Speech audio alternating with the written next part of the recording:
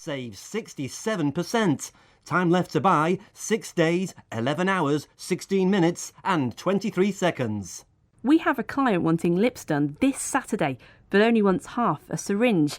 Anyone want the other half with her? £82.50. Well, we've done our own research and in the space of just a couple of hours we found adverts for Botox, time-limited deals, competitions to win free lip fillers, and some of them are clearly breaching advertising rules. Well, Save Face is a government-approved register of practitioners. They're also worried about the large number of cheap, time-limited deals which are being advertised. Ashton Collins is director of Save Face. We get reports all the time from our members who do their utmost to adhere to all the rules, practice safely and do everything they can to provide a really patient-centred service.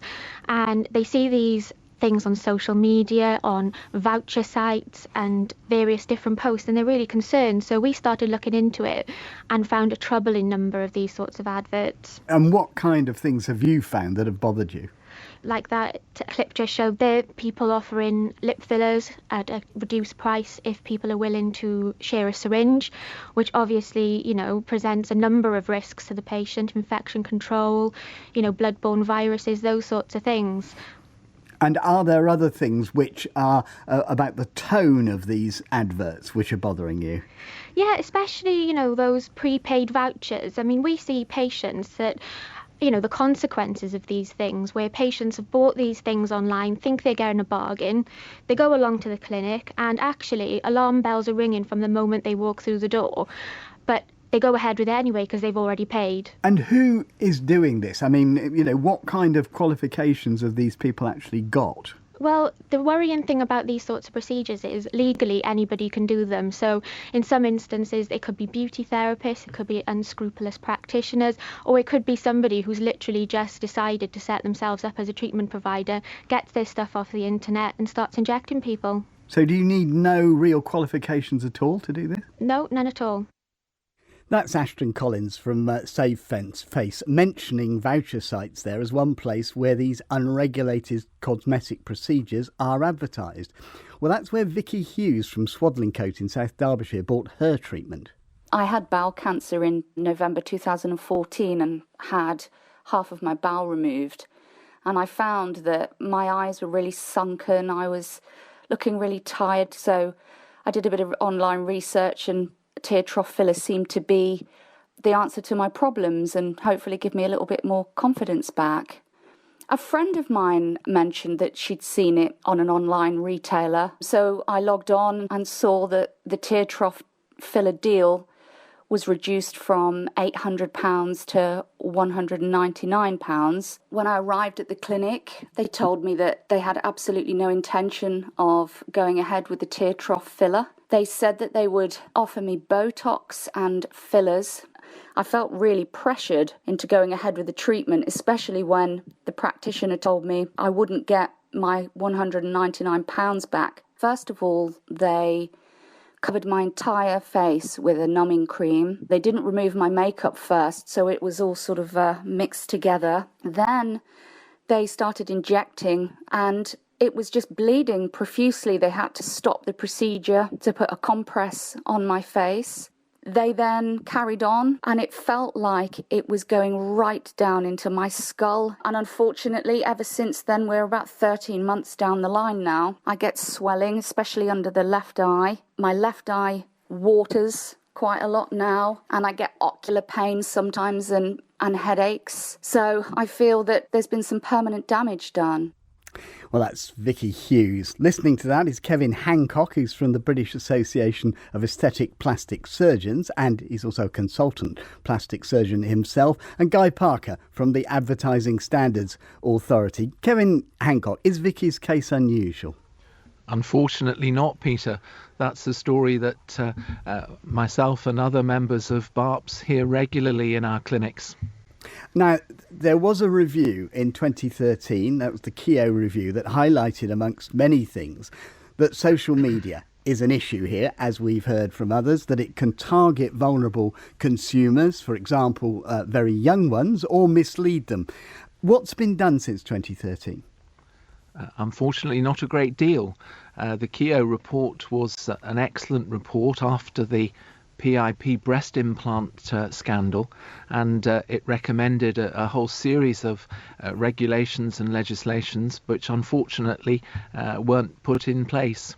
And would these have gone beyond the rules, the advertising rules that we're talking about here? Yes, very much so. One of the simplest things that could have been done was to make dermal fillers a prescription medicine, so that at least their manufacture and their distribution was controlled in some way. But unfortunately, that didn't happen. Let me bring in Guy Parker from the ASA, the Advertising Standards Authority. SaveFace has shown us evidence of adverts for sharing syringes, Botox parties, and our own research found cheap time-limited deals. We saw one Facebook page where you liked your favourite picture of filled lips to win a free lip enhancement. I mean, are these adverts allowed?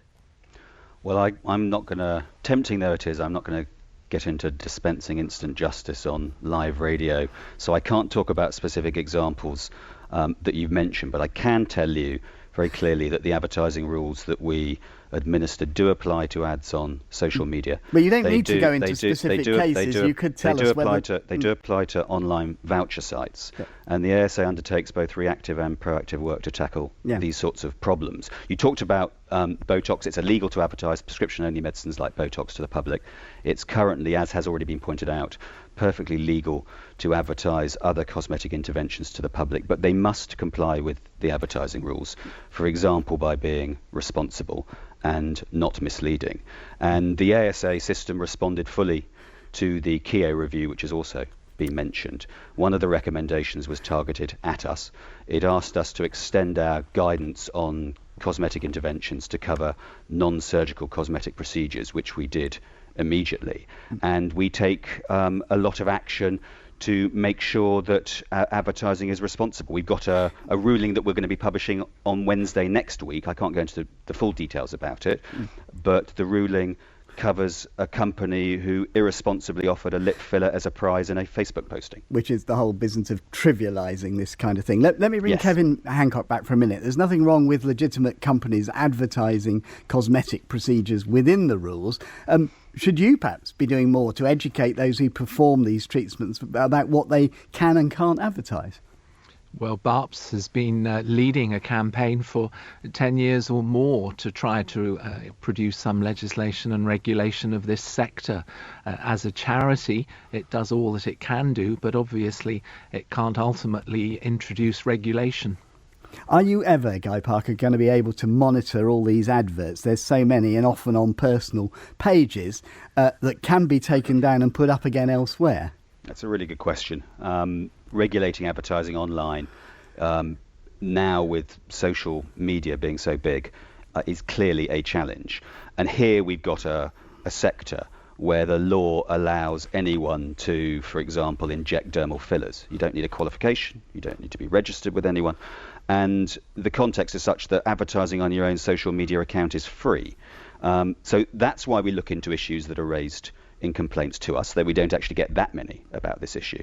That's why we work with regulators like the Medicines and Medical Products Regulator, and with social media platforms and with voucher sites to make sure advertising is responsible. Can I give you a couple of examples? Well, give me one, and it'll have to be quite quick, Guy. Well, we're currently collaborating with the Medicines Regulator to crack down on illegal Botox advertising, and we're working with voucher sites to make sure that dermal filler offers are responsible by offering cancellation policies, by giving people several months to redeem their vouchers, and by making it clear that if in the consultation they're found to be unsuitable, they get their full refund. OK, we must leave it there. Guy Parker and Kevin Hancock, thank you very much, and we'd like to hear people's experiences of this. Guy says he doesn't get that many complaints. Should he get more?